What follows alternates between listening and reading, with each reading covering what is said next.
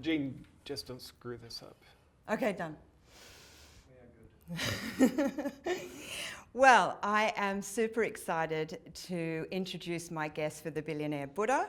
He is a YouTube sensation, but far more than that, he's a healer, spiritual teacher with a twist, JP Sears. Yay, well you make this JP Sears guy sound pretty cool. He's pretty sore. I believe he's been on YouTube over 100 million times. He's got like 100 likers on Facebook. Seriously, did you think when you first started this whole thing, your message would touch so many people? It's a good question, and no, I didn't. I'm very thrilled that I have the chance to reach lots of people with my delusional message that's very meaningful to me. Yeah. So no, it's been a very graceful surprise to see an audience just kind of come and be drawn to my message. And by the way, thank you for having me here. Oh, look, you're very, very welcome. Thank you for coming. Look, and I just, more about that is, certainly a lot of people would know that you do it with a comic lilt. Yeah. There is that sort of character, JP Sears, an ultra-spiritual guy or dude. Mm-hmm. Do you think that your message would have touched so many if maybe you'd been a bit more straight-laced or a bit more, Yeah, well, my thinking that's hypothesized based on my reality is no. I've been doing my emotional healing coaching practice, one-on-one clients, retreats for 15 years at this point. Only been doing comedy videos for 2 years. So before the comedy videos, I was doing speaking my message in a very sincere way, doing sincere videos for at least a year and a half before I did any of the comedy videos.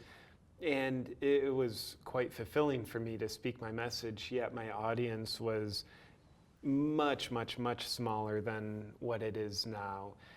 So based on that, kind of like the hard science, if you will, of observing what's happened, it's been apparent to me that the comedy is something that helps me speak my perspective through the language of humor, which I think is a very relatable language for the masses, if you will. And one of my intentions is to have the humor get people in the door for some of the deeper messages and videos and offerings that I've got. Beautiful. And so you're here in Sydney to do the Wired for Wonder series of keynote speaking. It's sponsored by Australia's Commonwealth Bank. It seems unusual that, like someone who, I believe you're essentially a spiritual person as well as, a healer, that a corporate bank would have you come and speak for them. Do you think there's something shifting in, maybe corporate everywhere? Yeah, I don't know what the heck's wrong with them, why they would want me coming here. I'm very grateful that they have. Yeah, is there a shift in the corporate world? I really don't know. I'm so far removed from the corporate world and what happens there. I have very little interest in keeping my thumb on its pulse. All I can really say is I'm grateful that this corporation and some of the others that I've had a chance to speak for have invited me in, where I just share my perspective. So yeah, I like to be hopeful, and coming from a place of complete ignorance on this, I hope there's a shift of the corporate mentality going less from a corporate mentality to more of a human mentality. So the US elections has just taken place in your fine country. We've had a lot of media, of course, around the world about this lead up to that. There was something that I heard that Deepak Chopra had said, that Donald Trump and his kind of aggressive and angry stance is really just tapping into that dark side that we all have as humans. Can you speak a little bit about that? Yeah, there's a lot of people in the U.S. that are very emotional right now. At the time of this taping, we're less than a week after the election, so a lot of people are very emotional, very sad, very angry, very upset, and then at least half the people are happy they voted for Donald Trump. And I don't know Donald Trump personally, so just hypothesizing on his character, his behaviors based on what I've seen in the media, he's not the type of person who represents the values that I want to live for. So the purpose of him being elected, there's a few curiosities I have about the purpose. First off, he's a symbolic representation of the mass consciousness of the U.S. I mean, he was elected. I think there's no accident about that. So does he represent people's sort of, dark side? Maybe. And then at the same time, when people look at, Donald Trump, I'm scared because maybe he's too aggressive, too powerful, too intolerant of other people. To me, like, wow, what a beautiful blessing. Like, I realize the challenge of it, that's obvious. But the beautiful blessing is, I think, the realization, hopefully, that comes sooner rather than later, that says he's not going to stand for my values, so I have to. I just wonder, like, if we always had a president that people just adore, like a very Gandhi-like president, what's the possible disempowering side? Is the disempowering side where people start to lean on this authority figure, like, you live the values I want, you stand for good, you stand for helping people, and then that means I won't have to. So I really, to me, I think we're living in a time of people needing to retract their personal power rather than just giving it away to other people. So I think that my hope is that's one of the purposes of Donald Trump being elected. And if that's true, it's kind of like, here's this person serving a very important spiritual purpose of helping teach people how to reclaim their personal power and their purpose in life. Yeah. I can't think who said it at the moment, but it's like, be the change you wish to see in the world. Mm-hmm.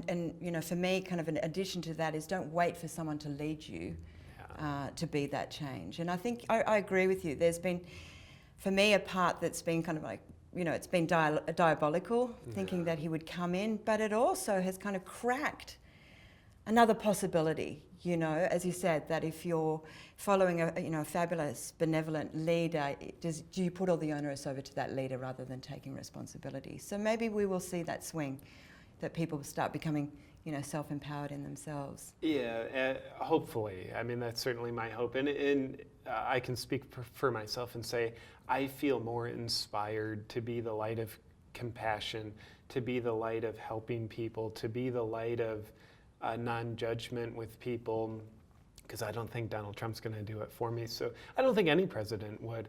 I don't mean to pick on him.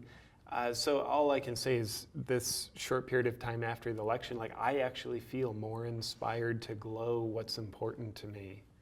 Yeah, I think I've seen that thematic sort of on social media. People just coming exactly into that place of, yeah, okay, this is time for me to take that empowerment and me to be that joy and love and compassion to the world, For sure, and I think a lot of wise people along the ages have said, and now the purple-shirted guy will say it, that pain is a great motivator. Comfort is a terrible motivator. Pleasure is a terrible motivator. I mean, it's wonderful to experience pleasure and comfort, but it's a terrible motivator. So to motivate change, I think we need discomfort, and I think that's hopefully one of the purposes why there's such a crack of discomfort in the U.S., because it's going to be a very important motivator for people to be the change that they wish to see in the world. There's that lovely piece from Rumi, the cure for pain is in the pain. I like that. So I got you on to talk about the Billionaire Buddha, and that's why we're kind of here. An extension to what we're talking about in the US and the elections is that, in the Billionaire Buddha, we look at our relationship with money and how that can be a very painful and sometimes tenuous relationship, just like our relationships with our family and ourselves and even our health. I think it's interesting that how powerful our relationship with money is then when we look at the elections, that is this guy going to buy me what I want, or is he going to give me what I want if I give him a vote? And I think there's that's what's kind of partly symbolic that's happening in the US. Yeah, I agree. I think the mass consciousness, if you will, when in parts of me, I don't want to act like I'm just like the perfect, pure, innocent person with this. So I think part of the mass consciousness in the US, I think Australia as well, is money will buy happiness. And we all know the words, money won't buy us happiness. But actions always speak louder than words. I think how most of us live, at least in part for all of us, we still live as though money will eventually buy me happiness. So, voting for someone who's going to give me more money or whatever motivates the decisions, in this case, getting more money, is, I think it's an old crusty scar tissue that we're breaking out of. It's kind of like, when we're seeking happiness in a place that it's not, I think a couple things happen. We're always going to be frustrated with our relationship with that something, money. Or if we actually get a bunch of it, then we won't be fulfilled. So I think we all know people with a lot of money that are horrendously unhappy. It's like, oh, all the money in the world actually doesn't buy happiness. Yeah. One of your fabulous YouTube videos is you talk about the Law of Attraction Delusion. And you've had 93,000 views of that video. And surprisingly, well, not surprisingly actually, darling, is you've had only 43 likes. So to me, it's kind of like in that video, you're talking about how there's a delusion around this idea that was maybe sold to us in The Secret. Mm-hmm. Yet there's a whole lot of people going, yeah, actually I agree. And so I wonder whether people are actually kind of, as you're just saying, that, working out that money doesn't make us happy, so that we're kind of getting a little bit more mature or something about what our understanding is with our relationship with money. Yeah, to me it's important to look at money like it's an important thing, like try to live without it. But to me it's important to look at money and like what money represents to us. So, in the video Law of Attraction Delusion, which was shot in Australia, by the way. Oh yeah, there you go. So in the video, essentially the message is kind of like, okay, when you're looking for that thing that you want, using the law of attraction and magical thinking to try to get it, take a look at what you want and more so look behind that for what does that symbolize to you. So I think when we want money, we can ask ourselves, what about myself am I really after? What about me am I symbolically projecting onto money? And I think when we can have that understanding of self about our relationship with money, then money becomes an empowerment tool, becomes a mirror of ourself. And the more we understand ourself, the more I think our relationship with money becomes harmonized. But if we're only willing to look at things literally, oh no, I just want money, or here's my law of attraction vision board, here's what I want, and I haven't even taken a look at the literal of what those things represent to me, what kind of inner void I'm trying to fill, what part of me is wanting those, and what's the why behind that part of me that's wanting those things, the money. So if we don't take a look at the whys, I think we can get pretty lost by our drive for what we want. I think, in my opinion, it can be very dangerous for us to get what we want, because typically I think the wantingness manufacturer of the human psyche is our ego. And I don't think there's anything wrong with wanting things, but I think there's something incredibly beneficial to consider, why do I want what I want? So I think my heart's desire is for people to get what they need, not what they want. I think only getting what we want is really a dangerous way of living. I think it's very gratifying for short term, but a very dangerous way of living. So looking at the delusion behind the law of attraction, the delusion behind money attraction, the purpose of that is to help us consider why. And when we consider the why do I want what I want, then we're getting in touch with the need, the misdirected need that we're trying to escape, the inner void that we're trying to escape by filling it with external desires. So when we can understand first and foremost what the need is, then we can have a better chance of fulfilling what we need rather than what we want. And again, wants, I think, can be a powerful way of deflecting from ourselves if we don't understand them.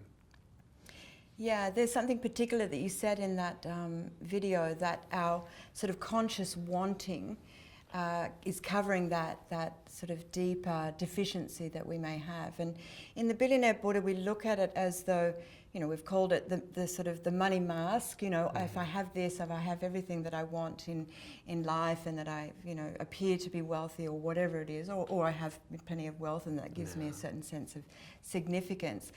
There's actually covering up that money wound, that piece that even beyond the money wound is actually our primary wound, which is that if you see me, will you feed me? That first initial sort of attached relationship that we have as mother and infant. And it's incredible, I think, that, you know, as you were saying, that we sometimes think that this is going to be filling all that hole, and we get sold it in advertising, and we get it sold in so many places, and you know, I think that even in the psyche in America, that's a very strong part of that cultural psyche that really runs through that. If I'm you know, make it big in America, I've made it in this town, you know. Yeah, and I love what you bring up with your observations, like the original wound, the feed me wound, and to me that talks about like our worthiness.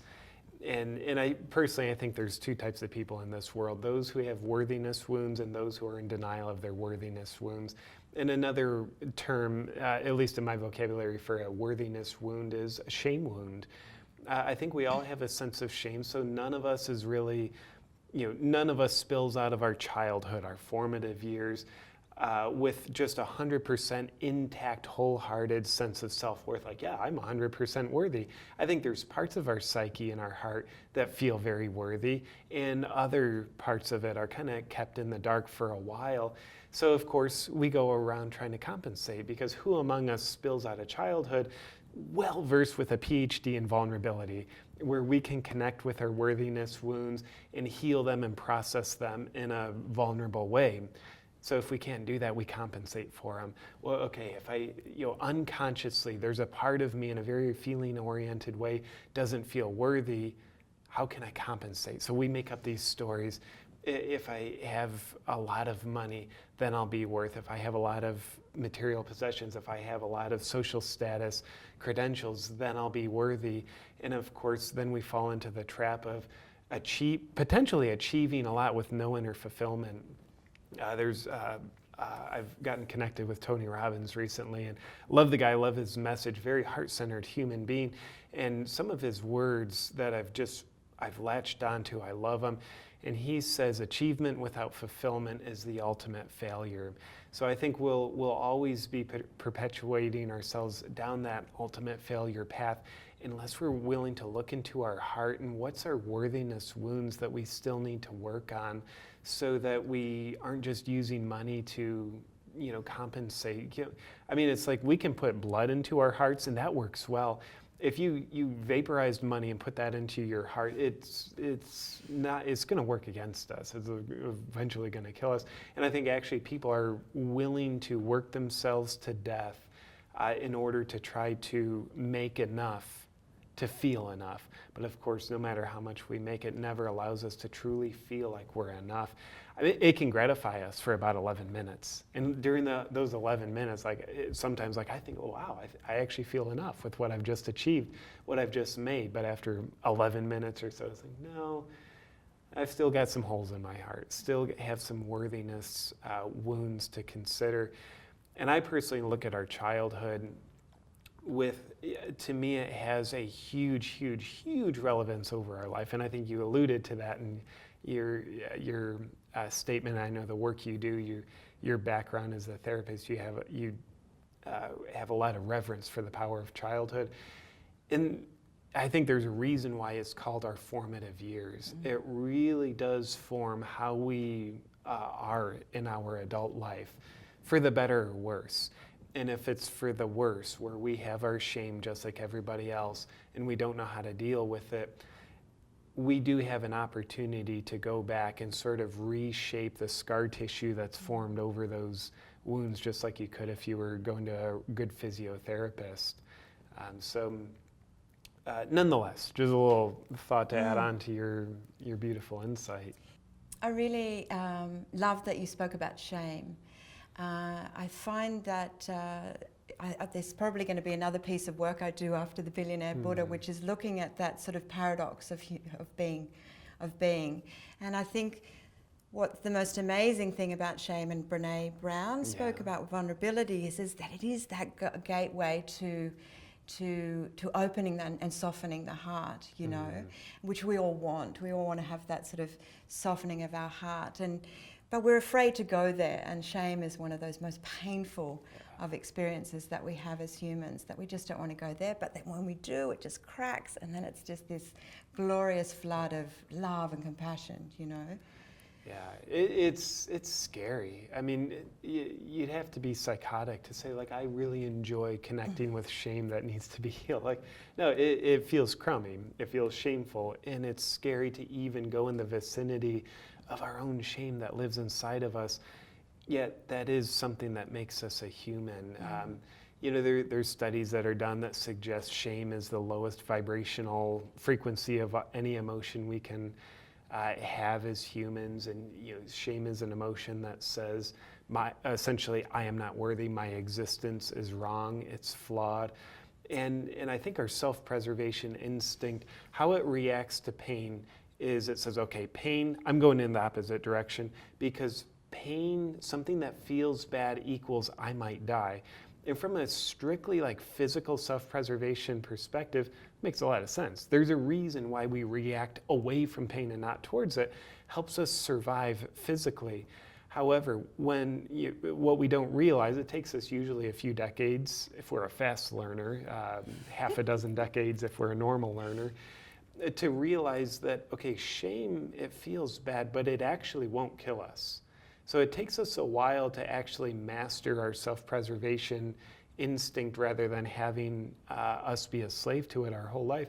So when we do that, we start to open what I would call our self-realization intuition, where when we can function from that, we're not controlled by our self-preservation. Now we're controlled by our self-realization, inspiration, intuition, where we look at something painful like shame and we say, I'll move towards that. That which is uncomfortable isn't going to hurt me. It's actually going to open me more to who I actually am. And it's going to actually open me to more of my source of true power, which I would dare say is an inner connection to whatever source we came from, our higher self, our heart, Mother Nature, God, Santa Claus, whatever's up there. So it takes a huge, courageous heart, in my opinion, to even connect with our shame some of the time. I mean, we have to really leave the gravity of self-preservation, get away from pain, it's going to hurt us, to realize, okay, self-realization perspective says if I continue to get away from pain, that will hurt me. Going towards it, it's the paradox. I can actually feel the feelings that feel bad, the shame, and that's actually what heals them. It's actually what makes them go away or alchemize into something greater. And then the rest of my life doesn't have to be just shame-based behavior where I'm continuing to avoid experiences that I think will trigger the shame that I already carry inside from experiences I just haven't processed. In the Billionaire Buddha, looking at this, we do a piece around the money mask. And essentially it is about building this mask that we put to the world, so that if I felt powerless as a child, I would use money as a form of trying to accumulate power.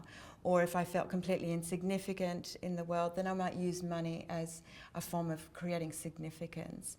And I think that's, you know, very much about that sort of primary shame that we feel, that we don't want to feel like we did when we were a child, because we didn't have that support. Maybe our parents weren't as, you know, there completely, couldn't meet our pain, and we grow up not being able to meet our own pain as adults. So we kind of replace money as a way of meeting a band-aid, like probably very poorly, a sense of, you know, trying to kind of band-aid that primary wound essentially. So on spirituality, let's get back to, you know, the UltraSpiritual series. A lot of your work in that space is actually partly very well humoured, sending up, you know, your yoga poses or your health food products. I mean, these poor people and their businesses. What have you got to say for yourself on that? Oh, you know, everything I do in the UltraSpiritual videos, or most things I do in them, are things that are important to me in my life. So it's actually, you know, in the nature of the Buddha, it's a way that I become less attached to that which is important to me. So my spiritual life, my meditation practices, those kind of things are so important to me. And that's one of the reasons why I do parodies on those things. So I don't take myself so seriously, so that I don't just have my beliefs and believe my beliefs, become attached or more attached. So I like to have my beliefs, but do my best to not believe my beliefs as much. So bringing some levity to the seriousness that can be our spiritual practices, I think, is one of the intentions of the videos. And certainly the videos are an invitation for people to look away, in a way, look at themselves in the mirror, the video, and say like, I do this. Do you do this too? Or do you have your version of this? Because I've been finding, let's see, it's been probably, about 15 years that I've had what I would call an active spiritual life, spiritual practice. And what I started to find is like, wow, my spiritual beliefs and my spiritual practices are starting to interfere with my spiritual life. And to me, a spiritual life, and if I can give just an overly simplistic definition, is it's connecting to a feeling of oneness, which also means like connecting, feeling like we're connected to something greater than ourselves. So I was starting to look at like, not my practices, but I think how I was using them, the psychological meaning and ego agendas I was putting on my practices. And I'm like, wow, this is creating separation for me in my life and from parts of my own self, where it's like I only want to associate with like-minded people. It's like what that started to, the meaning I was finding in that took me years to realize it, is like, okay, I only want to hang around other people that will validate how I see the world. And that to me is just creating more and more of a coffin of a comfort zone. I mean, it's so comfortable to, have our comfort zone reaffirmed, but at the same time, it becomes claustrophobic and constraining. So only have my comfort zone nurtured by other people who believe the same damn thing was a way of separating myself from people who would actually challenge me to deeper perspectives. I can't dare socialize with someone who's unconscious.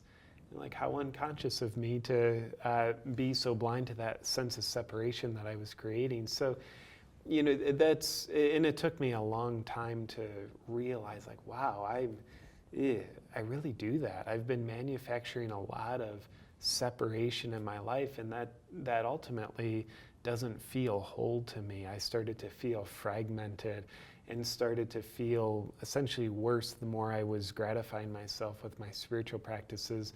So I had to do a pattern interrupt. So the videos, they were for me and they continue to be for me. And if they're at all of a benefit to anybody else, then that's just like icing on the cake from my point of view.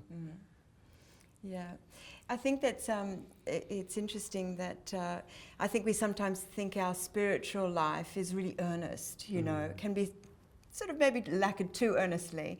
And I think that by the use of humor, we kind of break down that walls. And I know exactly what you're saying about where that, I can only be around spiritual people or people that are awake. And then I kind of made this conscious thing, this conscious choice. I'm going to start reading the kind of the tabloid papers just so that I can be with other people, rather than being this superior, Guardian reader or, Huffington Post.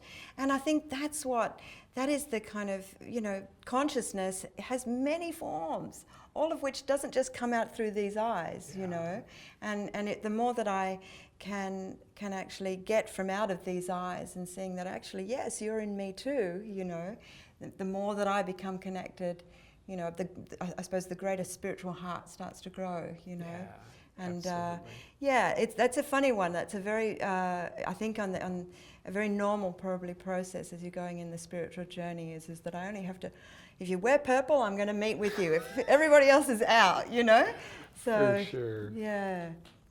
Yeah, and you don't have purple on, by the way. I don't, today. that's true. So JP of like 2 years ago wouldn't have been talking to you. But yeah, it's, spirituality, man, if there's no other message in spirituality than the message of be playful, enjoy life, would be at least the one true message to take away from spirituality.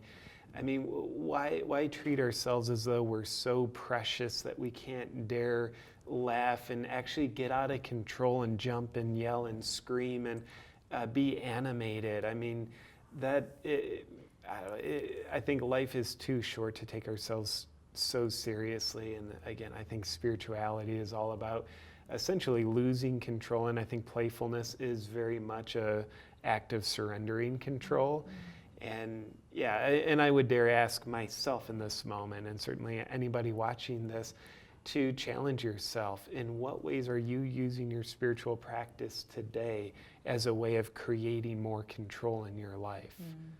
I love that you said playfulness. It's like a divine attribute, you know. It is the thing that actually, which is what we love about children, and the parts that we also love about ourselves, when we can just loosen up and be playful, and it's been, you know, I feel like you're the master at it, so thank you very much. Oh, well, and I appreciate that perspective. I definitely have playfulness in my life, and I definitely need more of it too. So I don't know that I'm the master. That's a beautiful compliment, but I'm doing my best in the mastering journey that probably has no destination. Yeah. Darn it. Exactly. So what is happening for you? I believe you've got a program coming up on Sounds True. Do you want to talk to us about that? There's a few things coming down the pipeline. I've got a book with Sounds True coming out. It's available for pre-order now. It's officially released in early March 2017. And you know, I'm doing a lot of speaking, performing, having a blast doing that. I continue to do my videos, and also hooked up with a production company in Hollywood where we've got a TV show in development with hopes that it'll be picked up by a network. It'll be based on my ultra-spiritual character, and doing my best to be unattached to what happens with that, but nonetheless hoping for the best with that project too in the book. And playfulness. I think more playfulness needs to be what's next. I always get serious when someone asks me that question, like, okay, the business projects that I can use to validate my sense of self-worth.